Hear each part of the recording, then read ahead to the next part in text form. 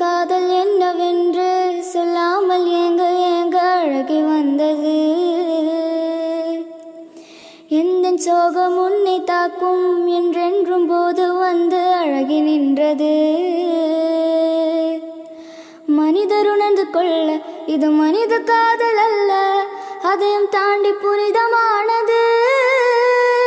அபிராமியே தாலாட்டும் சாமியே நான் தானே தெரியுமா? சிவகாமியே சிவனில் நீயும் பாதியே அதுவும் உனக்கு புரியுமா?